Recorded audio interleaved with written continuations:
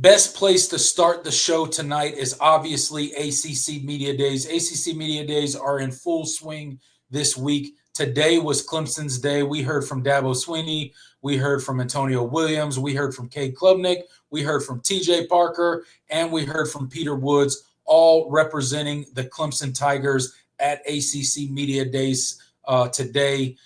Some great interviews, some great sound bites from those guys. They seem focused. They seem ready for fall camp to start. They seem like they can't wait to kick off this 2025 campaign. So, Jordan, what were some of your takeaways from ACC Media Days today, and what Dabo and the rest of the players representing the Clemson Tigers had to say?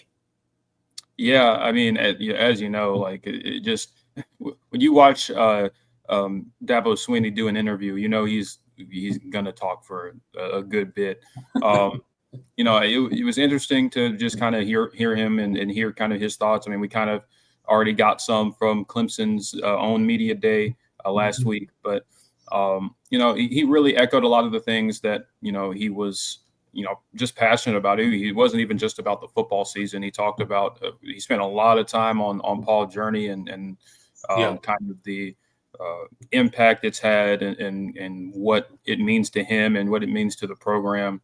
But as far as the season goes, like he stayed the same as he was basically last week, just very, very focused, but very demanding. And he understands you can tell that he understands what they have this year, and that the expectations are high, and the standard he's going to hold them to. I mean, when he was when interviewers or when other media members were lofting praise at his defense, he's talking about, well, they weren't good last year. That's right. Yeah. I think from that perspective, it's the mindset of this team just in general. Listening to all these interviews, they seem to be very much on the same page. It's very much quiet confidence, but they're going about their business, and they understand what the implications of this season are. So I was really impressed just listening to them and kind of getting their thoughts on kind of their outlook on the season, and kind of how they're navigating all the noise around them and all that. It's like I said, it's very much they're going about their business, and they're treating this like we need to take care of business. It's not about it's not about the impressions. It's not about what other people think of us. It's about, we need to just win football games. And I think that's the mentality you have to have. That's the mentality that previous, successful teams that Clemson had. It doesn't mean it's going to translate to the field, but it's always a good sign at the very least that this team understands where they need to be, and kind of, and what the expectations are and the standard, and not the external expectations, but the internal expectations and the standard that they hold themselves to. I thought that they all represented, that kind of mindset very, very well. Yeah, absolutely. I couldn't agree with you more. Just listening to Dabo, he's super relaxed. I think he's pleasantly surprised with his roster right now. I think he's pleasantly surprised with his coaching staff right now. And that was kind of echoed in the players that came, as you mentioned. Cade Klubnik, I love his kind of answer to not listening to the noise. And he kind of equated it to, and Taj Boyd kind of helped him out with this, as he mentioned in his interview, but he kind of equated it to, well, if I didn't listen to him when they were dogging me, telling me I was a terrible quarterback and that, I wasn't any good at something that I thought I was good at, why would I listen to him now a year later when they're telling me I'm the greatest thing at quarterback as well? So I thought that was an interesting take. Dabo kind of was relaxed. He fielded a lot of questions from reporters about his program and, why guys come and why guys stay. And to your point, he alluded to Paul Journey, and he was asked specifically about Paul Journey. And that was something that, was kind of cool to hear his story going back to, how Paul Journey became a thing. with Jeff Davis and all of that stuff. And it really became a thing as soon as he became the interim coach. Jeff Davis was his neighbor, and he really wanted to get that off the ground. And it kind of has evolved into the massive entity that it is today, which we know it as Paul Journey now, with the micro internships and financial literacy and all sorts of stuff that they do when it comes to that kind of stuff. So I think that was a great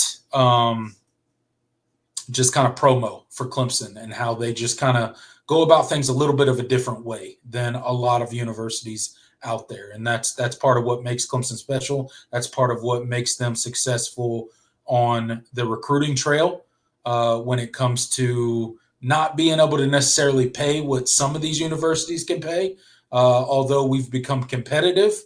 But the rest of that is what really sells it and gets players to come and stay here. So excited about that. I think Peter Woods was somebody that jumped out at me. He was asked about kind of his off season and what the addition of Tom Allen has meant to him, and he kind of was real pointed with it and said that the second that Tom Allen got on campus, he challenged him in a big way to get physically better as a player, and he answered that bell, and even told media members that he's down to about 310 pounds right now, which is insane. He looks great. He looks like he's ready to take on the world this season and have that money year that we've talked about in episodes past. And TJ Parker,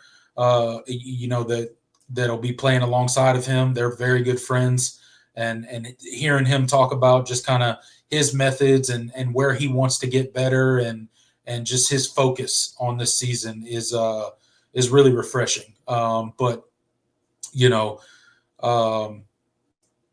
it's exciting to hear all of you guys in media days, and they were asked repeatedly about some comments that we'll get into a little bit later in the show, and they just kind of dodge those off as we don't pay attention to those kind of comments that a rival head coach, or I don't know about a rival, but a opposing head coach had to say earlier today about the Clemson Tigers. So good times in ACC media days. A lot of what you would expect to hear. They sound confident. They sound focused. They sound like they are internally focused and not necessarily focused on all the external things being said about them. And I think that's all you can hope for as a Clemson fan at this point in time in the summer as we transition into fall camp. Yeah, absolutely. And I think that, we didn't glean any sort of super revealing information that we haven't talked about over the course of this off season. But, it's very clear that they're still very much on the path that they seemed to be on, at least heading out of spring and into, fall camp will start here in the next week or so.